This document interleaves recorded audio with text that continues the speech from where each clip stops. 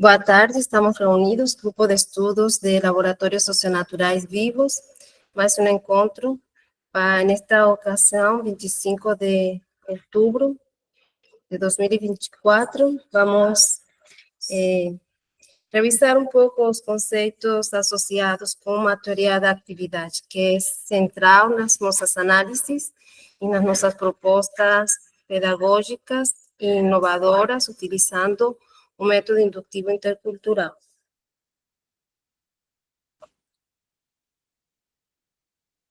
Eu vou apresentar aqui o material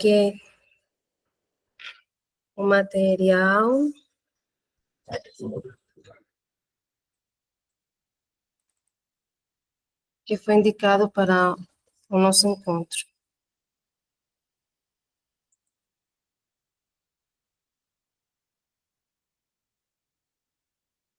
Ai. Calma.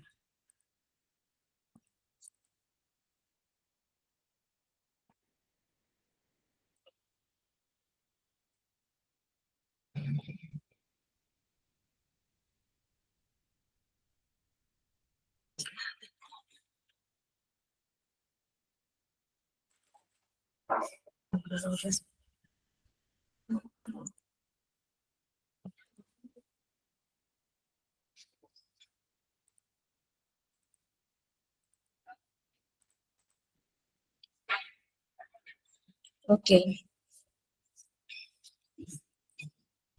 Então, aqui, bom, eu já tenho tempo estudando a teoria da atividade. Só que eu sempre falo com o professor que os conceitos, as noções são complexos.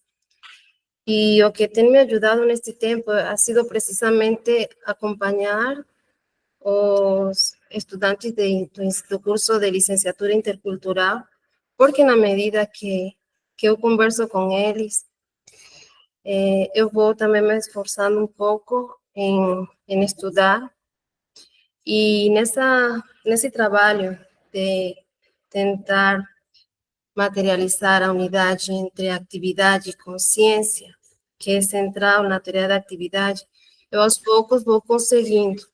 Não é fácil, mas acredito que com os mesmos fundamentos da teoria histórico-cultural, o nosso trabalho é tentar, porque nessa tentativa realmente estamos fazendo um exercício,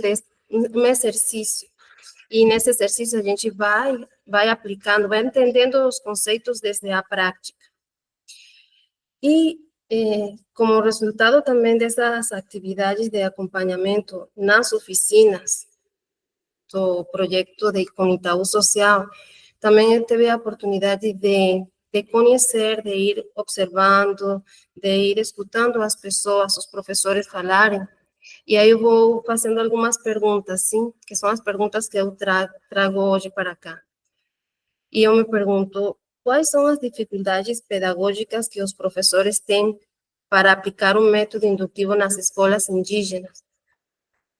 E se estas dificuldades também são compartilhadas por nós, estudantes de pós-graduação, pelos estudantes da graduação, especificamente do curso de licenciatura intercultural, e de aplicar, de entender essas noções e esses conceitos básicos e aplicar nas nossas pesquisas, nos nossos estudos e nas nossas ações de extensão. Sim, eu vejo que certamente temos muita dificuldade. E conversando entre nós, por exemplo, Adriel, que também defendeu a dissertação dele do mestrado com base no método indutivo intercultural, a gente termina dizendo que os desafios para a compreensão são grandes, que precisamos estudar e aprofundar cada dia mais, mas começando pelo básico e começando desde as práticas, porque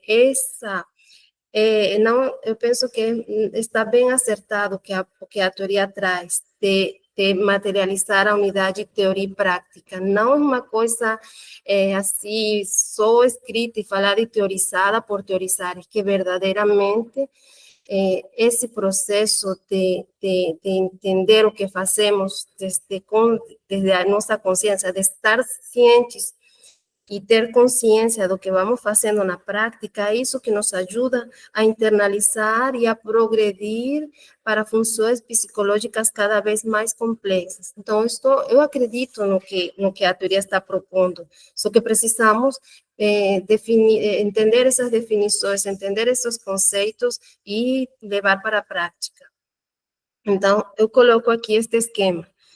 Eu vejo que é uma falta, eu diagnostico, assim, identifico que existe uma falta de domínio dos conceitos e noções e teorias, noções básicas da teoria da atividade, mas também existe uma falta de domínio dos processos de ensino-aprendizagem e de desenvolvimento humano, sim, aí em si é uma falta de apropriação em si do, da teoria, dos conceitos, do que é a pedagogia, pedagógico propriamente, do campo pedagógico. Mas também existe uma falta de domínio dos conteúdos escolares. Então, essas três faltas, essas três falências, elas também são expressão de que precisamos ter uma capacidade, desenvolver uma capacidade de interdisciplinaridade e de estudar muito, a verdade. Porque a falta de domínio dos conceitos e noções básicas da teoria da atividade envolvem o campo da psicologia, e a falta de domínio dos processos de ensino e aprendizagem e de desenvolvimento humano em geral, dos seres humanos como seres que estamos nesta terra tentando transformar ela para viver, para sobreviver, para nos prover, envolve também os campos da antropologia e da sociologia, que quando eu vejo as definições, para mim não fica tão claro, mas entendo que talvez a antropologia envolve conhecimento das relações dentro das sociedades, desde dentro para fora, a forma como eles se organizam.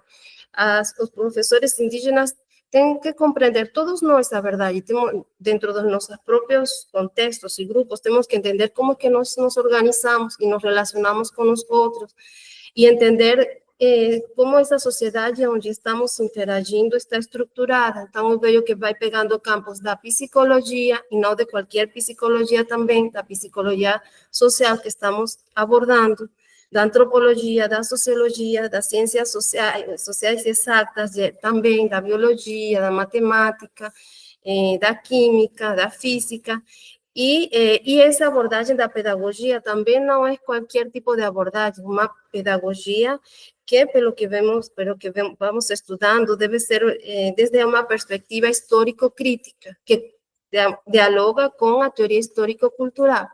Então, penso que como professores, nós como estudantes de pós-graduação, temos que ter uma ciência de que os desafios de aplicação do método indutivo intercultural são grandes, porque nos demandam ter que desenvolver uma capacidade interdisciplinar mesmo.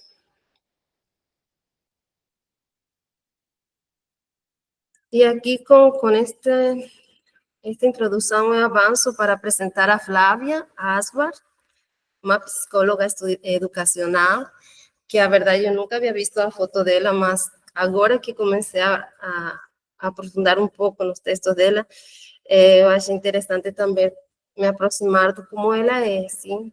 Ela é uma psicóloga da área educacional que ela se adentra nas pesquisas no campo das escolas, precisamente por sua demanda como psicóloga, ela é chamada para entrar numa escola, porque os professores perguntavam se as crianças tinham algum tipo de deficiência ou incapacidade, que não, porque não conseguiam aprender. Então, as crianças não aprendem, doutora, ela fala numa entrevista, assim, é um problema neurológico, a verdade, uma limitação neurológica para que a criança não aprenda. E ela se envolve com os grupos e começa a se preocupar pela motivação que essas crianças têm para estudar. E ela foca nessas palavras, assim, nesse termo, o que é a motivação, e começa a pesquisar nesse sentido. Quais são as necessidades de aprender das crianças? E quais são os sentidos de estudar determinados conteúdos e não outros? E é verdade, porque a gente não compreende porque estuda, por exemplo, a lei de Newton, a lei da gravidade, a lei as formas de separar, técnicas de separação de misturas, tanta coisa que a gente vê na escola que é tão alheia da gente, do estudante, e ela questiona porque diz que realmente o estudante não tem autonomia. Ele faz as tarefas porque o professor cobra. Ele cumpre com as atividades escolares em gerais porque os pais cobram. Eles, se muito visionam alguma coisa, finalizar e ter um emprego. Mas que nas falas deles, pouco, quase nunca aparece a ideia de se desenvolver cognitivamente, de aprender coisas do mundo, para aprender, para progredir cognitivamente e se apropriar de ferramentas que sejam importantes para aprender ainda outras, abordar outros conhecimentos de maior complexidade. A criança está na escola, mas não está ciente do processo no que ela está envolvida. E o professor é grande responsável, porque ele, conforme as teorias que vamos estudando, ele é um mediador nato nesse processo.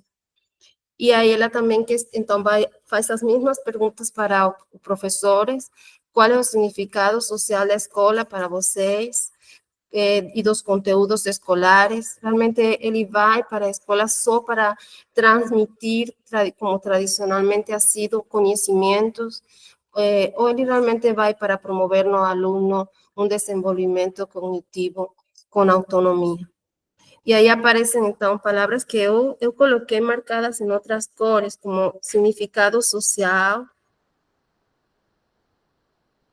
sentido pessoal da escola e dos conteúdos escolares.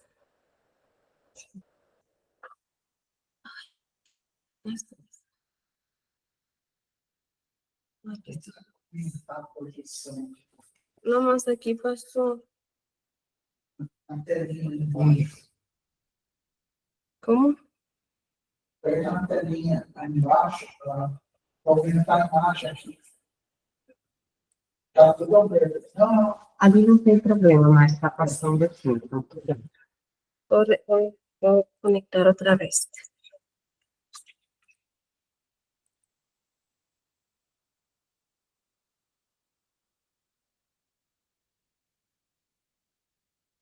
Aqui. Está vendo? É aqui embaixo. Não, aqui. Ah, porque ele está projetando outro.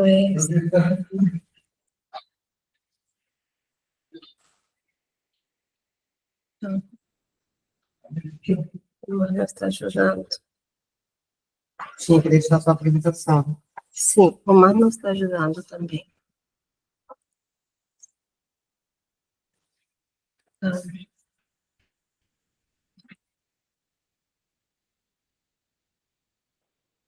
Essa não é? Essa é essa. Agora sim. Desculpa. Não, está tranquilo. Então, vou repetir aqui um pouco. Aqui estão as perguntas, sim. Ela é Flávia, e essas são as perguntas que ela recebia, assim, a preocupação dos professores, porque as crianças parece que não aprendiam. E aí estão as perguntas que ela fazia: um problema neurológico das crianças ou um problema da motivação. E se os professores se interessavam por saber quais eram as necessidades de aprendizagem deles, os conteúdos que seriam interessantes para eles aprenderem, e quais são os sentidos de estudar determinados conteúdos e outros não. Então, como eu estava dizendo, eu marquei com cores diferentes as palavras para destacar, que são as palavras, são os conceitos realmente dos quais devemos nos apropriar para poder avançar na aplicação do método indutivo intercultural. Significado social, sentido pessoal. E aqui, então, uma parte bem importante do que é o sentido pessoal, ela disse que o sentido pessoal, a verdade, ele é um conceito muito caro na educação, sim. Ele é a verdade, ele deve ser entendido a partir da relação ou da unidade que se estabelece entre atividade social, atividade humana e consciência. A essa unidade que ela chama de dialéctica, e que no primeiro momento é um pouco difícil de entender se o que é uma unidade dialéctica. Quando eu começava a revisava muitas vezes esta parte, que é uma unidade dialéctica.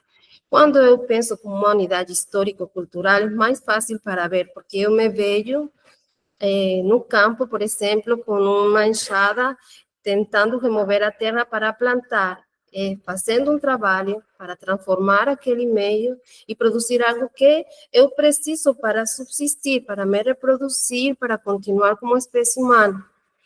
Então, a unidade dialéctica entre atividade social humana e consciência, ela expressa o que essa unidade entre o que está aqui na minha cabeça, o que está no meu intelecto e o que estou fazendo.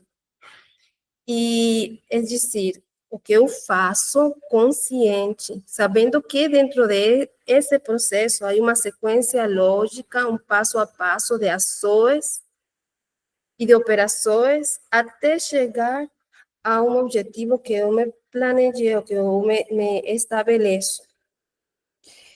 E como pensamento e fala é uma unidade, não temos como conceber a atividade humana sem consciência, nenhuma consciência sem atividade humana. Por isso que ela fala de uma unidade dialética.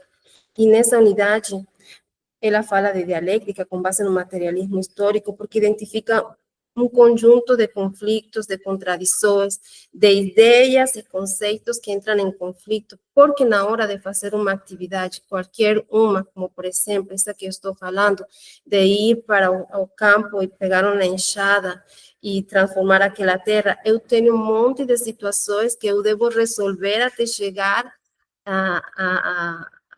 de chegar e pegar a enxada e transformar aquela terra num mole, uma terra mais mole para eu plantar. Esse processo, ele envolve decisões que temos que tomar. E nessas decisões a gente tem que ter conhecimento. A consciência é a expressão do que a gente conhece. E por isso ele disse, através da atividade humana é possível acessar cientificamente ao cognitivo das pessoas, ao intelecto, ao que está nela. E esse é o fundamento dele, é estudar a atividade social e dizer, isto aqui é um processo científico, tem tanto valor como qualquer experimento científico das áreas física ou químicas, das áreas mais exatas. A preocupação de Flávia neste processo de educativo, nestes processos educativos, sim, que carecem de sentido, de orientação pessoal, que carecem de uma orientação da educação, é que se observa e está demonstrado em estudos que existe pouco desenvolvimento cognitivo na população em geral. Isso, ela dizia, porque o professor o que faz as atividades pedagógicas de uma aula estão focadas em copiar e colar. Agora, a internet ajuda, acesso tecnológico também ajuda a reforçar a inteligência artificial, tudo isso que são ferramentas também têm que ser manuseadas com cuidado, porque elas também tendem a não a reforçar e a fortalecer e consolidar este processo de pouco desenvolvimento cognitivo, ou quer dizer, de desenvolvimento das funções psicológicas superiores. Ela é a Flávia, e temos dois textos dela, que eu vou projetar aqui agora outro.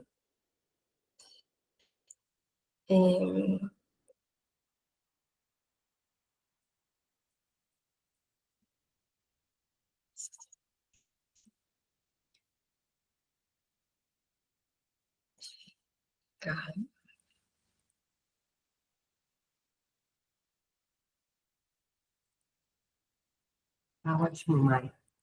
É ótimo. Vamos ver aqui. Então, o texto da Flávia, ela começou as pesquisas dela no ano 2000 e antes de 2011. E a verdade, ela já tem vários tem livros, a sua tese, que foi, acho que, do 2000 não, 2005, o texto do sentido pessoal é de 2005, mas ela tem a tese de dissertação com base nesse trabalho do sentido pessoal da atividade pedagógica.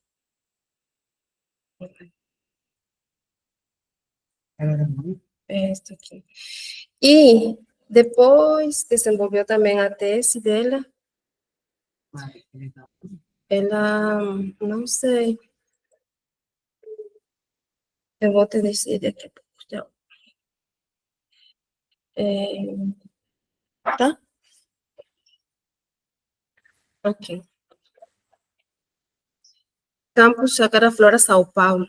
Ela tem trabalhos, incluso com escolas, trabalhos de extensão com outras universidades, onde estudam a ação democrática dentro da escola a partir da teoria da atividade. Como os grêmios escolares podem gerar ações propriamente de reivindicação de seus direitos, de exercício de cidadania com base no despertar da consciência deles sobre o sentido que para eles tem a democracia. Então, a teoria da atividade não só aplica a nível individual, também aplica a nível de grupo, sabe? Analisa, através da teoria da atividade, é possível, a partir da análise da atividade, com a teoria da atividade, é possível analisar tanto a consciência dos indivíduos como a consciência social. Este texto, para mim, é básico para entender, e depois dele que poderíamos ir avançando com outros textos, me parece a mim. É o que mais me ha ajudado em todo este processo. Então, este texto se titula A Pesquisa sobre a Atividade Pedagógica, Contribuições da Teoria da Atividade. E aqui, o objetivo deste artigo é buscar apontar algumas contribuições à pesquisa em educação, tendo como foco as categorias sociais, 3 categorias: consciência, significação social e sentido pessoal. Aí, o que é a consciência, que ela tem a ver com a atividade, o que é o significado social dos conteúdos escolares e do trabalho do professor, e o que é o sentido pessoal que o professor dá para seu trabalho. É um questionamento. O artigo, ele ajuda a nos questionar qual é a orientação que temos, qual é a orientação que temos no nosso trabalho, que orienta nosso trabalho, que orienta nosso trabalho para onde, para qual objetivo. Então, o exercício da teoria da atividade, ele leva a identificar quais são as necessidades, quais são os objetivos e os motivos que as crianças terem para aprender, e a partir de aí, então, poder realizar um planejamento pedagógico que responda a essa mesma estrutura da necessidade, do objeto e da motivação, do motivo. Então, ela divide o trabalho em 4 partes. Primeiro, apresenta uma breve síntese dos elementos constitutivos da teoria da atividade. E quais são esses elementos? Seu caráter objetal, e aí ele fundamenta, de onde fundamenta o caráter científico deste tipo de pesquisa, deste tipo de trabalho, porque ele diz que na atividade, a atividade tem um caráter objetal ao ponto que ele permite, através da atividade, podemos acessar ao nível de conhecimento cognitivo das crianças, dos seres humanos em geral. Outro elemento desta teoria é a estrutura da atividade, que tem esses 3 elementos: necessidade, objeto e motivo. A consciência, como uma função psicológica superior, que, como já falei, conjuntamente com a atividade constituem uma unidade dialética, ou unidade histórico-cultural, como para mim é mais fácil de entender. Tem uma significação social, um conteúdo, sim. O que significa isso? O que significam realmente esses conteúdos? E isso leva a um debate sobre o reconhecimento, o desconhecimento ou a negação dos conhecimentos indígenas.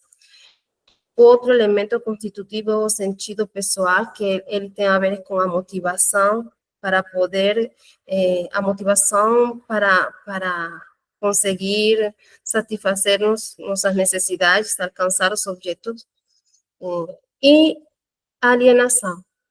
Na seguinte parte, ela foca na significação social da atividade social do professor, ou seja, o que motiva o professor, e depois analisam as possíveis implicações da ruptura quando não existe uma conexão entre o sentido pessoal e o significado social do trabalho pedagógico.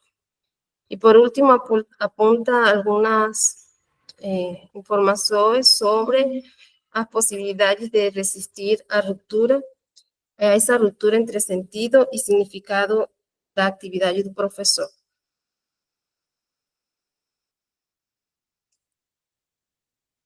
Então, a teoria da atividade tem a categoria central, que é em si a atividade social. A partir dessa atividade, ela tem um fundamento materialista, tem seu fundamento no materialismo histórico-dialéctico, e nos primeiros estudos de Marx, ele já apontava que a atividade prática sensorial é a que dá origem ao desenvolvimento. Então, quando lembramos os textos da ideologia de Marx, acho que é o nome, né? Ideologia de Marx, a gente tem aí as bases teóricas do trabalho de todo o desenvolvimento da teoria histórico-cultural e da teoria da atividade, porque a atividade social no Marx é visto como trabalho, e a gente vem estudando com Gachet que o trabalho em si, o trabalho é atividade social, e conforme vemos analisando, então, e o professor Maxim sempre fala, a atividade, se é concebida como trabalho na perspectiva de Marx, é cultura, e é o que vai, porque toda prática social que a gente tem para transformar o mundo, se apropriar das condições necessárias para poder continuar como ser humano. É a base do materialismo do Marx. Para mim, ha sido um pouco difícil entender, mas quando eu vi, talvez por minhas próprias experiências de vida, porque eu trabalho na vida de um camponês, como na vida de uma pessoa um povo indígena, o quilombola, é central. A gente vive em função do trabalho e, aliás, vive com um sentido de amor muito forte, de valoração muito grande pelo trabalho. Quando eu entendi que a base desse materialismo era o trabalho, e trabalho era atividade social, foi mais fácil de entender, porque a cultura não pode ser vista como um conjunto de atributos, porque, a verdade, são infinidade de atividades que fazemos para nos apropriar do mundo e subsistir como humanos. Aí começou a ser mais fácil de entender que cultura, começou mais fácil também entender a perspectiva de Gachet. E foi como um início para entrar em si, a me aproximar um pouquinho da teoria da atividade. Então, a categoria central é a atividade e a origem do desenvolvimento histórico social, dos grupos sociais, mas também do desenvolvimento do indivíduo. E ele sempre vai fazendo essa ponte entre desenvolvimento histórico da sociedade, também desde o indivíduo. Fala da consciência social, fala da consciência individual também. Aqui,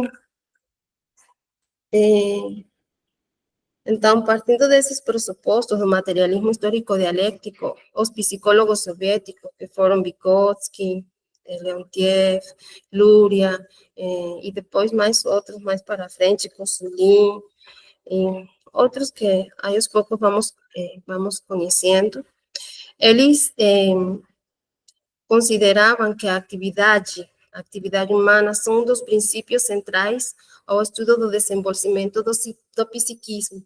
É dizer, para eles, a atividade é o ponto de encontro com o que está no intelecto das pessoas, porque o que se expressa quando fazemos é o nosso conhecimento. E isso, repito, que é muito importante para mim entender como o valor científico dos nossos trabalhos podem ser fundamentados nesta unidade entre consciência e atividade. Porque muitas pessoas consideram que fazer não é ciência.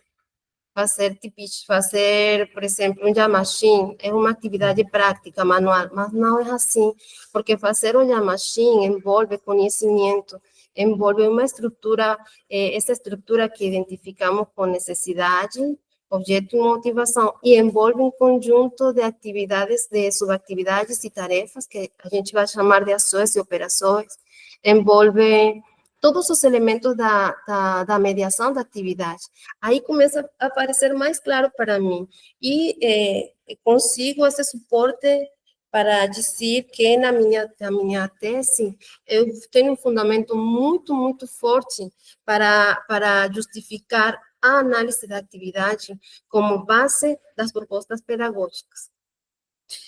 E aqui, então, eles pensam que a atividade social, um dos princípios centrais é o estudo do desenvolvimento do psiquismo. Vygotsky utiliza o conceito de atividade já em seus primeiros escritos e sugere que a atividade socialmente significativa é o princípio explicativo da consciência.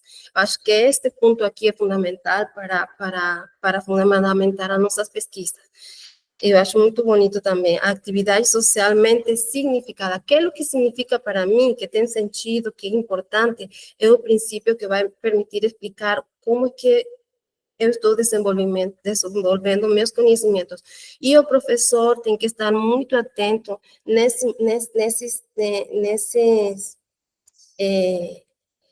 diagnóstico, porque são a base para ele realizar o planejamento. Onde que meu estudante está?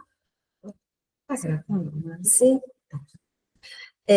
Onde que meu estudante está, que na teoria psicológica de Vygotsky é a zona de desenvolvimento real, e aonde que eu quero que meu estudante chegue, que é a zona de desenvolvimento proximal. E eu sei que é muito complexo, eu passo tempo tentando pensar e esquematizar na minha cabeça, eu imagino como é que vamos chegar para explicar isso, e que é o nosso desafio explicar. É um diagnóstico realmente. Você faz um diagnóstico para saber como seu aluno está, zona de desenvolvimento real.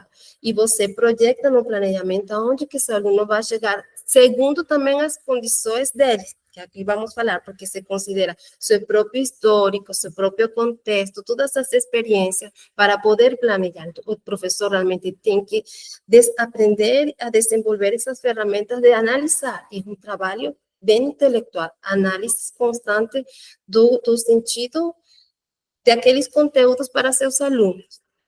Só uma fala, uma contribuição, quando você fala que, com base na autora, na Flávia Asbar.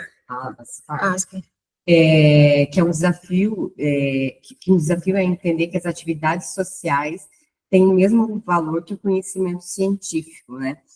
E isso é tão desafiador quando a gente fala de professores Yanomami, porque eles buscam, né, eu estou ainda no princípio de matéria, o que eles pedem da escola? Então, normalmente, eles não usam, eles não reconhecem que uma atividade social, que uma aula, ela pode ser dinâmica, a partir da realidade deles. Eles querem ensinar o português, as aulas acabam sendo um pouco quadradas, um pouco limitadas, em função, não de uma resistência, talvez por falta até da própria formação deles, porque a maioria dos professores ainda não tem formação, mas de reconhecer essas atividades sociais do dia a dia enquanto práticas pedagógicas, né? E quando você fala, me reporta muito a esse desafio, mais desafiador ainda nas escolas do Floresta. É porque esse desafio é a herança que temos de todo aquele, acho que é o período do iluminismo, que tudo tinha que ser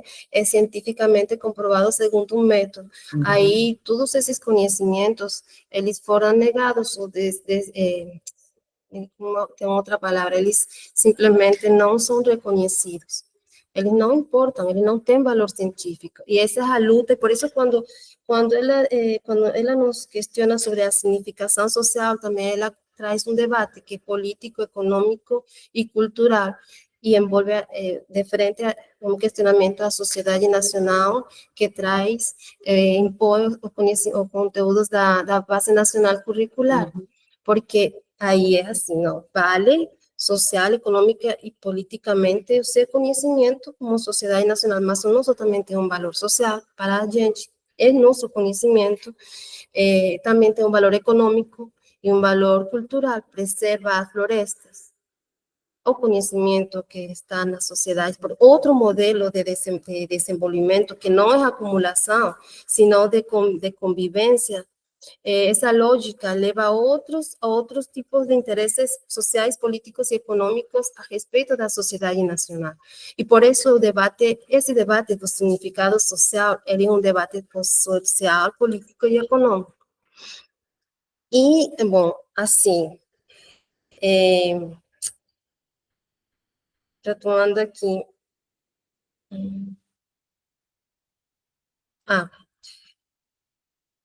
Dizendo que este é como nosso fundamento, um argumento que vamos utilizar para defender que esses conhecimentos são tão científicos como os conhecimentos da sociedade nacional. Por isso, na proposta do programa de laboratórios, tentamos levar essas três categorias. São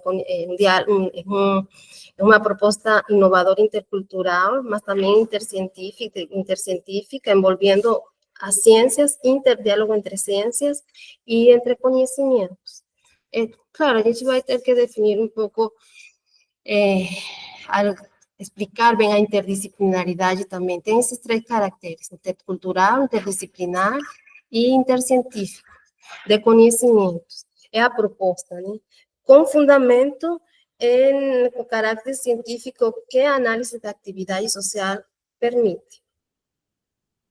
Consciência e atividade são, então, dois elementos fundamentais para a psicologia histórico-cultural e devem ser entendidos como uma unidade dialética.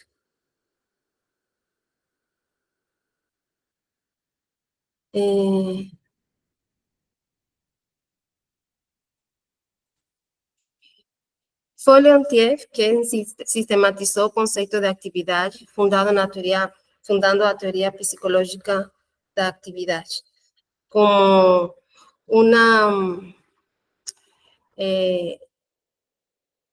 como um desdobramento da teoria psicológica histórico-cultural de Vygotsky.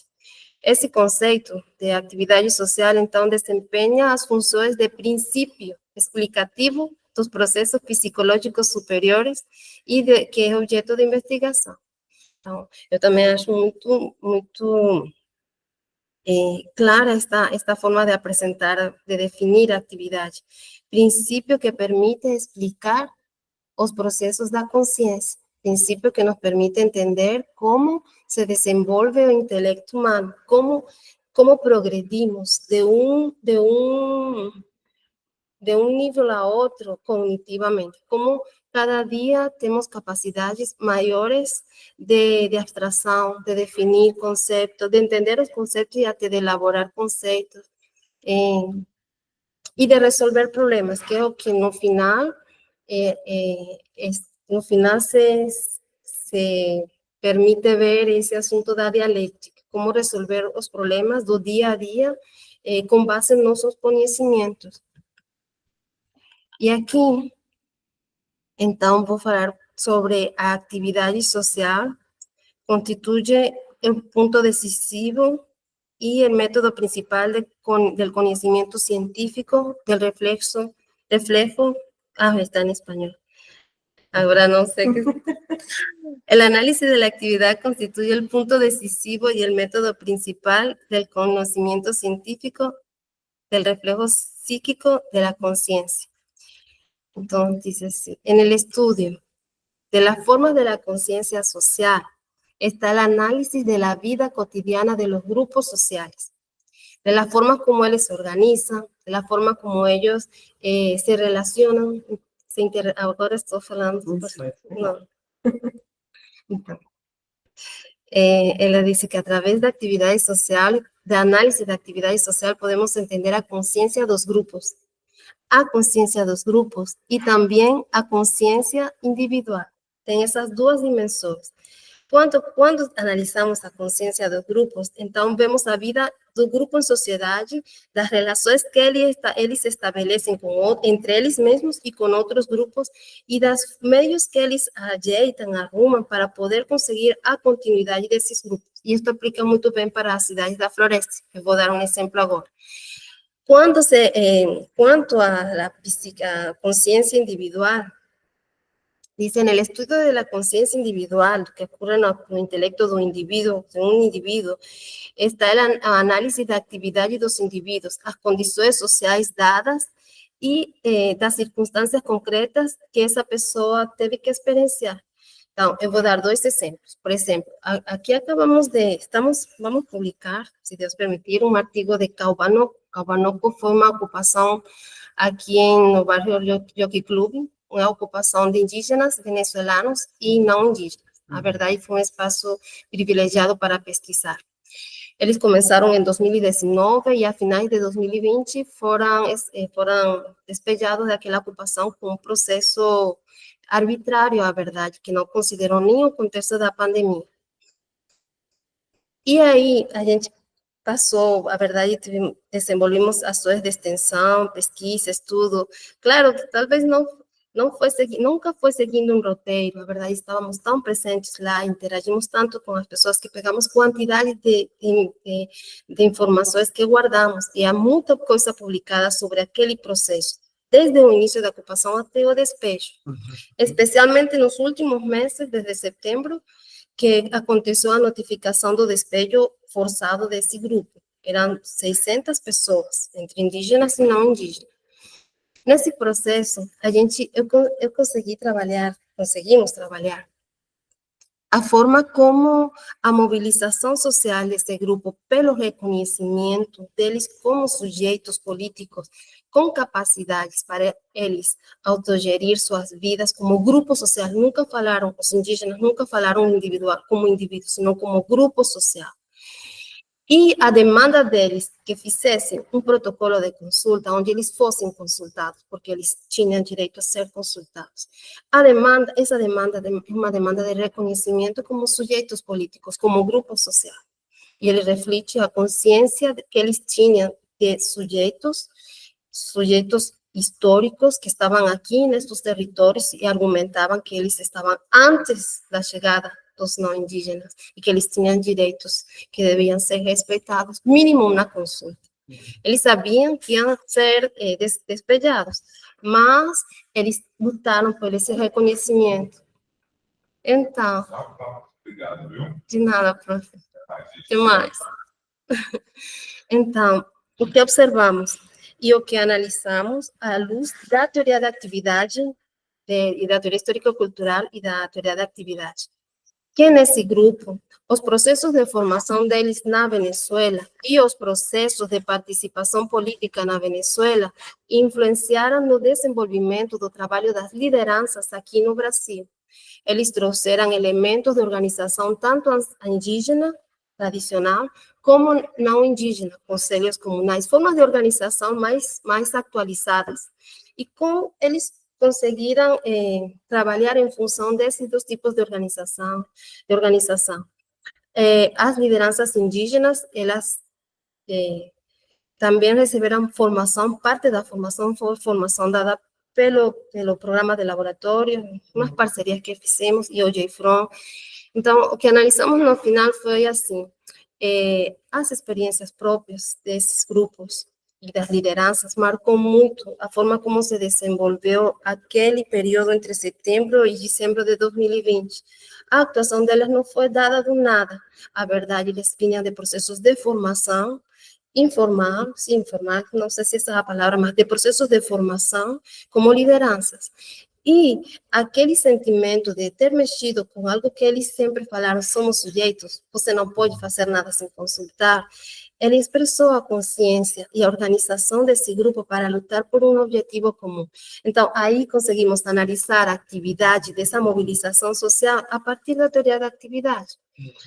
No caso da análise da atividade, mais no personal, eu tento entender desde minha própria experiência.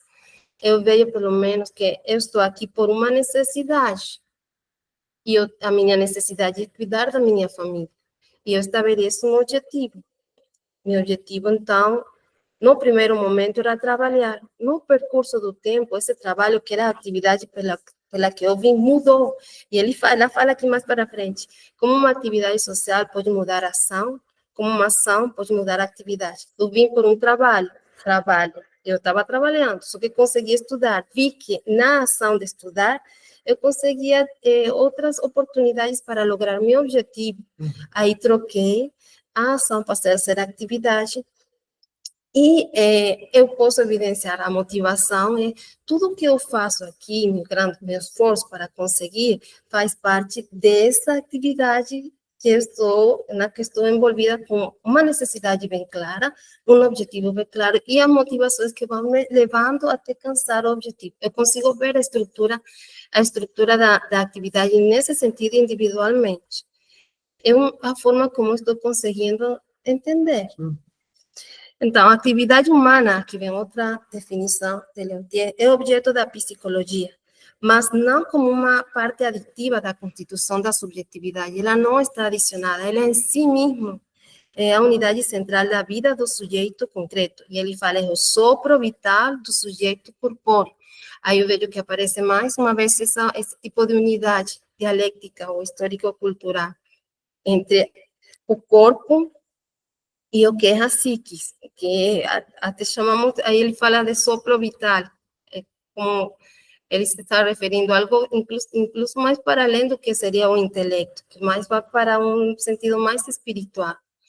A introdução dessa categoria na psicologia permite considerar o sujeito inserido na realidade objetal, é a que eu posso demonstrar cientificamente, e como essa se transforma em uma realidade subjetiva. E aqui começam a aparecer os outros conceitos, que a natureza objetal da atividade não se restringe aos processos cognitivos, mas entende-se a esfera das necessidades, a esfera das emoções. Então, por exemplo, o que é necessidade? A gente tem a obrigação de começar a aprofundar nas necessidades humanas. Aí, então, é um texto de Maria Bertelli, que depois eu vou compartilhar também, que ajuda a ver quais são as necessidades dos povos da floresta, que não necessariamente são as necessidades das pessoas que moram na cidade, mas a necessidade é o que dirige e regula a atividade concreta do sujeito em um meio objetal. É como um timão que vai dirigindo para onde que a gente vai. A necessidade pode ser fisiológica, como comer, pode ser espiritual, como encontrar uma palavra divina que oriente a vida da gente, pode ser uma necessidade material, fazer um malocão, fazer uma casa, comprar um carro, comprar uma moto, pode ser uma necessidade emotiva, um abraço, pode ser uma necessidade emocional, deixar todo, sair correndo, parar em casa, já não voltar, tudo isso são necessidades. Só que ele fala assim, na teoria se fala assim, não toda necessidade atinge um objeto, precisa de motivações.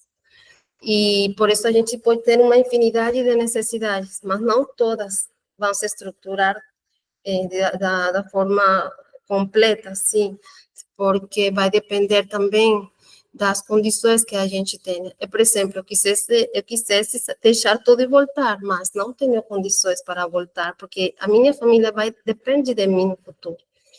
E outro exemplo, por exemplo, assim, eu penso, eu quero comer-me algo muito bom, mas não tenho dinheiro, não tenho condições para, eu vou comprar o que consigo, quero me imaginar um frango assado, um peixe assado, mas dá para comer um atum. Então, é isso, a gente precisa ter necessidades, tem que traçar um objetivo e tem que ter uma motivação, que são as condições que ajudam a chegar até esse objetivo. Aí, nesse percurso, se identificam, então, outros elementos, que são os elementos que estudamos na análise da teoria da atividade social, que são os sujeitos que participam, as ferramentas que necessitamos, que podem ser intelectuais, não só uma enxada, um facão, uma ferramenta intelectual. Na minha atividade, as ferramentas são mais intelectuais que outra coisa. E afetividades, valores, quais são as regras que regulam essa atividade. E afetividades, valores, regras e resultados que esperamos. E essa é uma estrutura, é a estrutura que usamos durante durante o trabalho nas oficinas e durante o trabalho que o professor tinha aqui com os estudantes de estágio, é o mesmo formato que se usa com os estudantes do TCC de Insiquirá.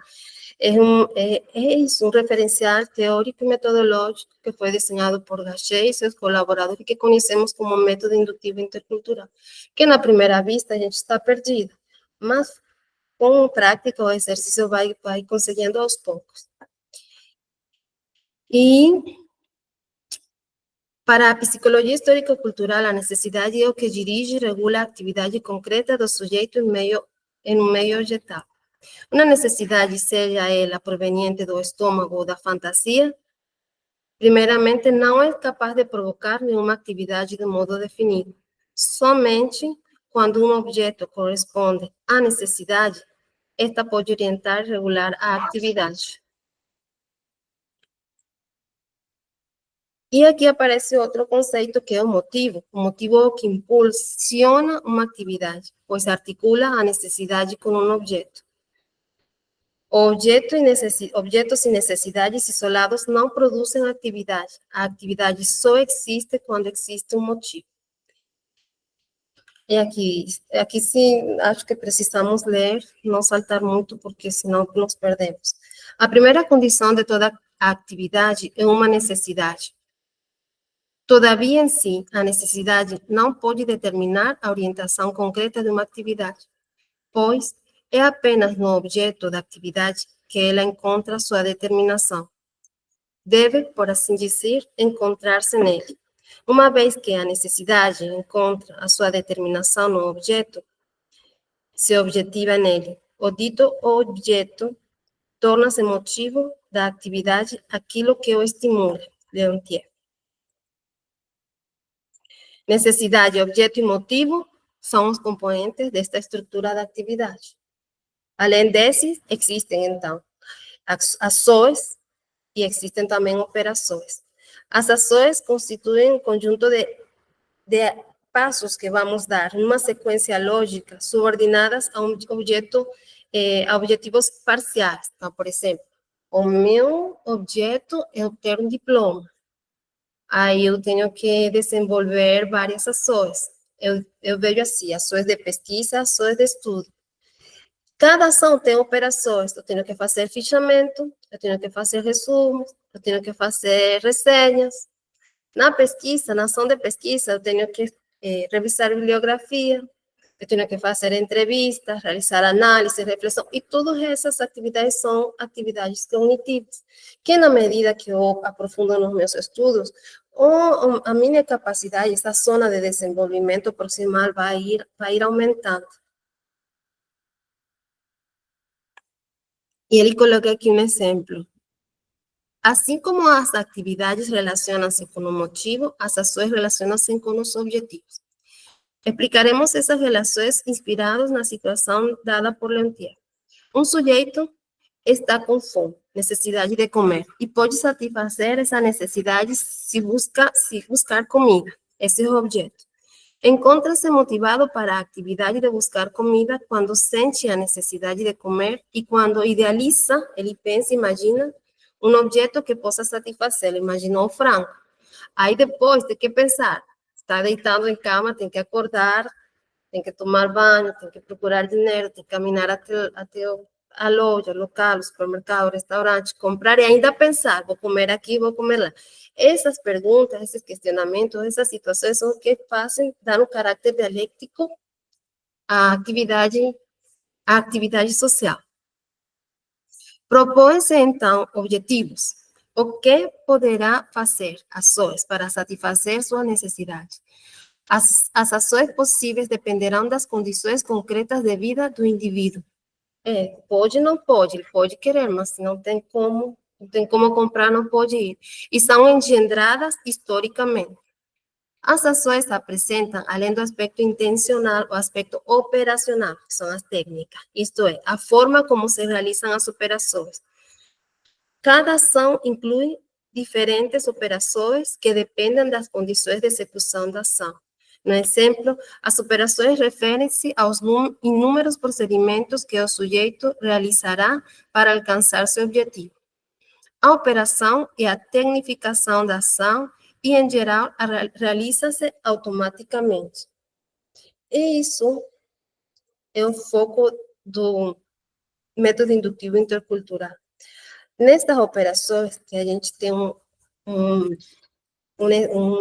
quadro para preencher, a gente vai identificando passo por passo. Primeiro, para abrir uma lata de atum, o que a gente precisa? Ferramentas. Uma faca, se não tem aquele seguro, e a lata de atum. Mas eu não vou de qualquer jeito. Não posso pegar a lata de qualquer jeito. Tem uma forma que tem que ser com segurança. A criança vai aprendendo a fazer na medida que o pai permite que ele primeiro observa, vê e vai abrindo a lata até que ele consegue só.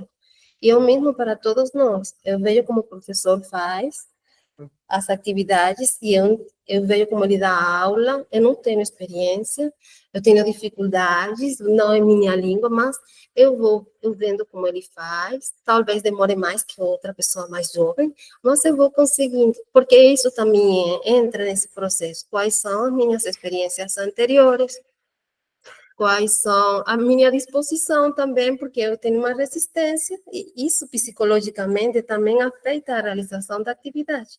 Mas não, é o mesmo passo, eu tenho que entrar no processo de entender, ver, entender o que ele está fazendo. Quando não sei, eu pergunto, e assim, pouco a pouco, eu vou me apropriando das ferramentas que vão me levar a atingir meu objetivo. E aí também é importante, eu aprendo dos meus pares, que é uma coisa que a Flávia também coloca como questionamento, sim?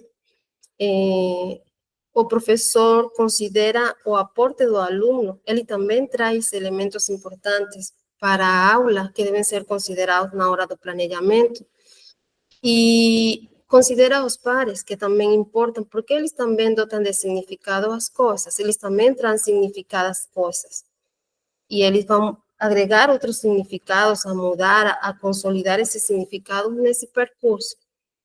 Então, os componentes da atividade podem adquirir diferentes funções, pois estão em constante processo de transformação.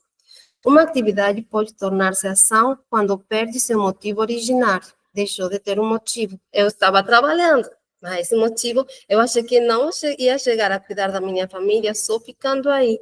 Aí mudou. Uma ação se transforma em uma atividade na medida em que ganha um motivo próprio, ou ainda uma ação pode tornar-se operação e vice-versa. Assim, pesquisar a atividade requer a análise de sua estrutura e das relações entre seus componentes, requer descobrir qual é o motivo da atividade. E aqui já salta um monte de coisa. Para chegar ao sentido pessoal, sentido pessoal e motivo estão intimamente relacionados, e para que possamos encontrar o sentido, devemos descobrir seu motivo correspondente. O sentido pessoal indica, portanto, a relação do sujeito com os fenômenos objetivos conscientizados. O sentido pessoal, ele realmente vai expressar a forma como eu me relaciono com as atividades sociais. E por isso que a gente faz atividades sociais com gosto quando a gente conhece o que está fazendo. Por isso que é importante o sentido pessoal para do professor, estar claro qual é o sentido da escola para ele poder planejar conteúdos escolares que respondam a esses interesses. E engajar os estudantes para ir para além do que é repetir conteúdo, copiar e colar, e verdadeiramente desenvolver-se cognitivamente.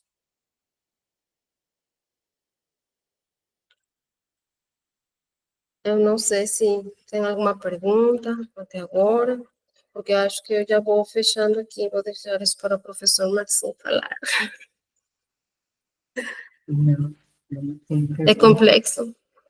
Não, para mim, mais, porque eu ainda não tenho a base de leituras, por exemplo, que você tem, são coisas que eu preciso aprender, como você colocou, é um processo. É um processo que precisa ler, precisa ter experiência, precisa, na prática, precisa participar, desenvolver essas atividades. E eu ainda não tenho isso, mas foi muito esclarecedor, Marielle. Não tinha tido essa perspectiva. Eu até fiz algumas leituras do método indutivo intercultural, até esbocei algumas coisas, mas assim, falta amadurecer muito. E quando você fala com propriedade das coisas, você já está bem amadurecida, bem mais avançada, bem mais preparada para fazer a tua tese.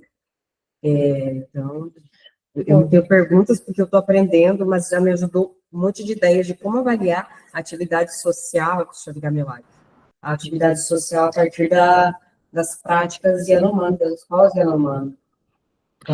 É porque eu acho que a gente tem que entender, aquele primeiro quadro que eu coloquei, que se só ficamos na área da pedagogia, não vamos dar conta do método. Se só ficamos na área da antropologia, não vamos dar conta do método. E esse é o grande desafio. Daniel, você se lembra do que falou o professor Gisele lá no seminário, os desafios do método indutivo? Porque foi interessante. O método indutivo. No seminário lá não ia mudar, porque o seminário teve uma estrutura que primeiro começaram o seminário tinha como tema central currículo, território, mudança climática e conhecimentos tradicionais, em resposta a todo este processo que temos com o programa de laboratórios, com este ano que passou. Aí uma das primeiras falas foi do Dr. Gisele Julião Bento, que ele é secretário de Educação Indígena, da Secretaria de Educação Indígena, e ele quem avalia os PPP, os projetos políticos.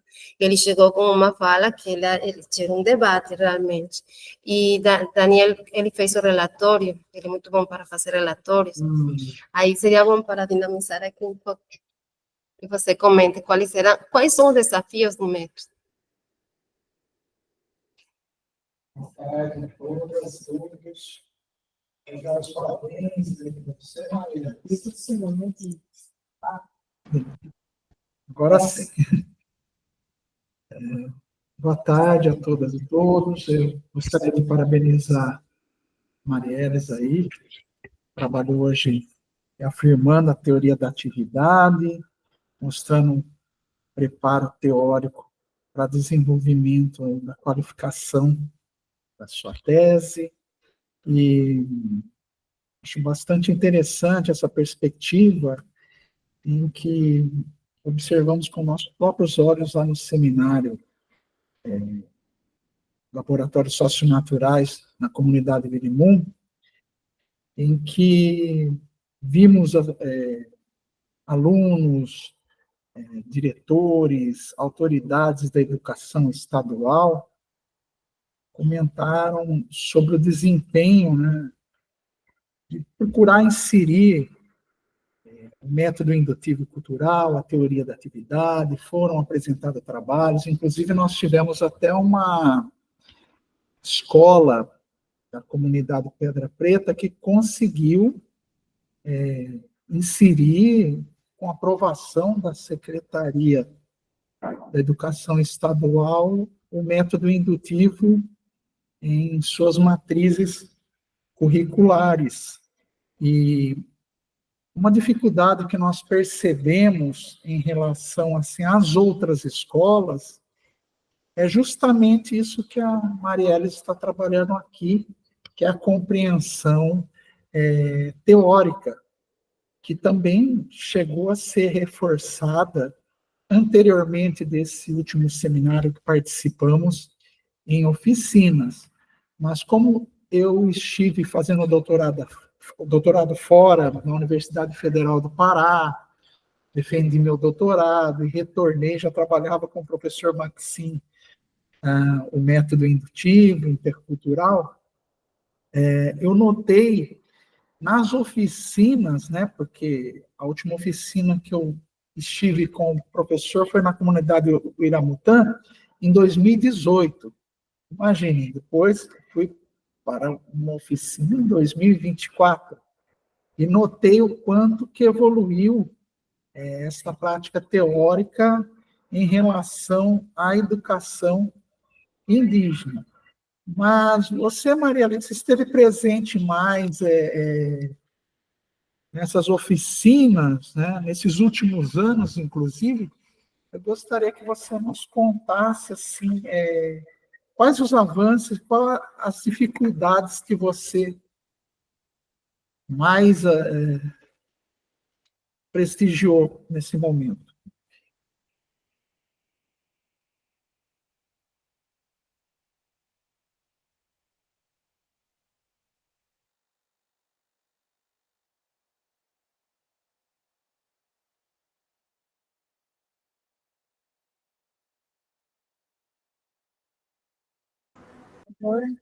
Ok.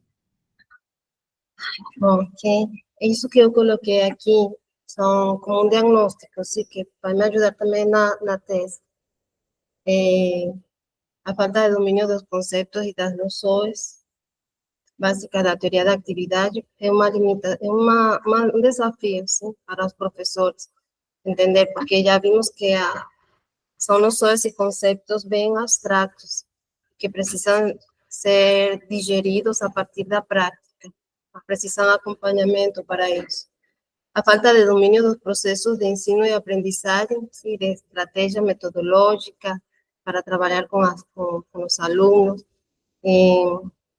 e conhecimentos gerais pedagógicos, aunque ainda eles são, eu vejo que eles são bons e são práticos, têm a agilidade e a experiência de trabalhar com as crianças, mas ainda faltam alguns elementos. Nesse ponto, eu acho que o que melhor é uma falta que não é tão evidente, como a falta de domínio dos conceitos da teoria da atividade e principalmente a falta de domínio dos conteúdos escolares. E que, em geral, o método demanda realmente interdisciplinaridade. Isso, por exemplo, você vai para a Terra Yanomami, você já está percebendo que os professores, a tendência deles é enquadrar dentro de metodologia ou práticas rígidas, clássicas, tradicionais. Isso já é um desafio para aplicar um método, porque tem que se abrir primeiro para reconhecer que a criança que está aí com ele já é um mundo, cada criança é um mundo que está aí com suas próprias experiências e que ele tem para aportar também nessa construção. E entender que essas dinâmicas são ciências, que não é que é um ponto, né? Que ele chega com as normas da BNCC e isto que vamos dar, vamos repassar. Mas se não faz sentido o que o texto está colocando, qual é o sentido pessoal do professor nesse processo, e se ele está considerando o sentido que faz aqueles conteúdos para os alunos. Então,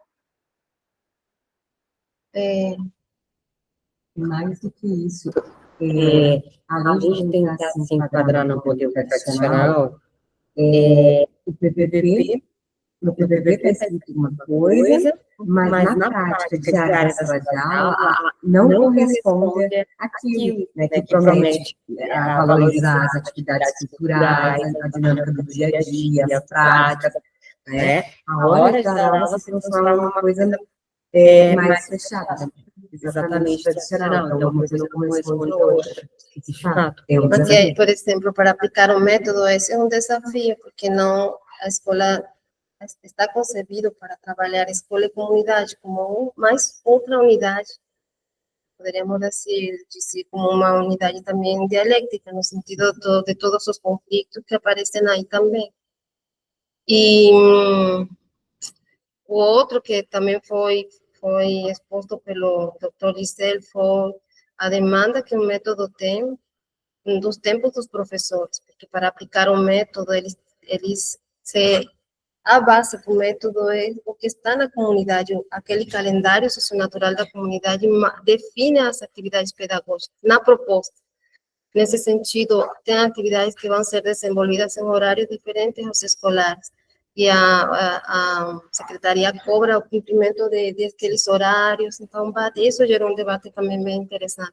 E aí é um debate do que a significação social, política e econômica Lo que se está debatiendo es si los conocimientos y las actividades pedagógicas hacen sentido para ele, social, política e economicamente, mas não para a sociedade nacional. Pode continuar. Já a gente está encerrando aqui, estamos aguardando isso por você. Não, só nós. Porque queríamos fazer bulto aqui para a gravação. Fazer bom. Vamos parar, então. Estamos por encerrar esta atividade de grupo de estudo. Tchau, Gisele. Tchau. Sim. Então, já parei?